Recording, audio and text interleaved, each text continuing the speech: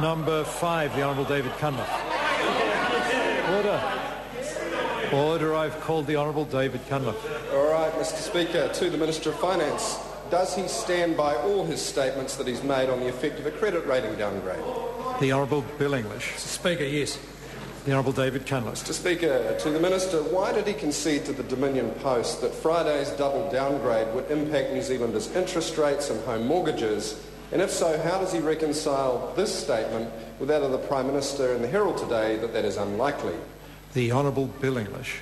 Mr. Speaker, what I have said about interest rates is, first, that conventional wisdom says that changing the credit ratings could push interest. That was around one. I might the announcement rating increase in interest rates because is actually focused on concern and the US. Mr. Speaker, does he stand by his claim downgrade will add only 0.1% to mortgages, a $170 million a year bill to households? And on what basis is this current estimate so much lower than previous official Treasury estimates of 1 to 2%, costing the government $600 million a year, estimates the Treasury has not since rescinded? The Honourable Bill English. Well, Mr. Speaker, as I said, Treasury's been retails the conventional wisdom about it.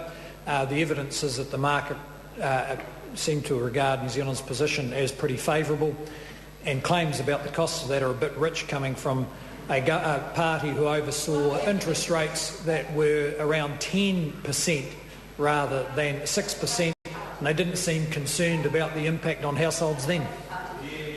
The Honourable David Cunliffe. Speaker, does the Minister now regret denigrating the rating agencies like a jilted suitor in comments today, saying that they don't run the country? And if he does, why is he shying away from responsibility for the high level of private debt and low savings that has so concerned them when he himself cut KiwiSaver and pre-funding New Zealand superannuation? The Honourable Bill English. Well, Mr. Speaker, I think what I said is that we don't run the country for the ratings agencies. What we do is make the best decisions we believe for the benefit of the New Zealand economy, and the ratings agencies are free to form their opinion about that. And I would have expected that that's what most New Zealanders would expect of a New Zealand government. We are here to increase incomes and create jobs for New Zealanders.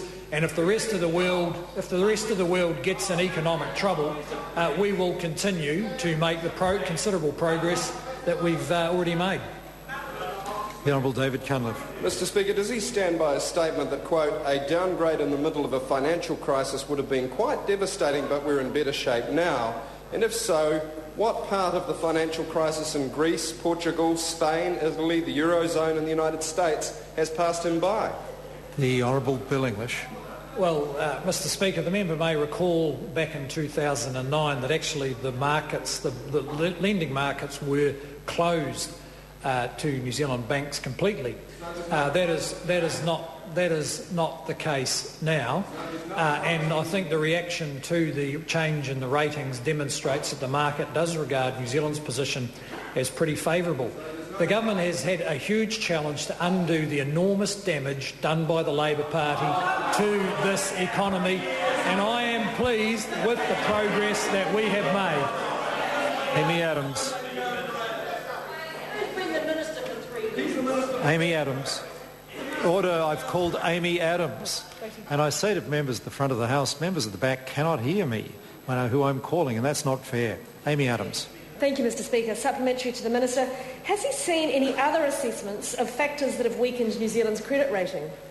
The Honourable Bill English. Yes, Mr. Speaker. I've seen one particular comment that says there were significant questions unresolved. Our current account deficit was stubbornly high and the savings deficit was unsustainable.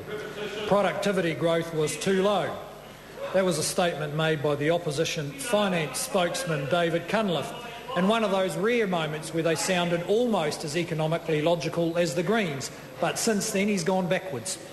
Question number 6, Nikki Wagner. Thank you, Mr Speaker.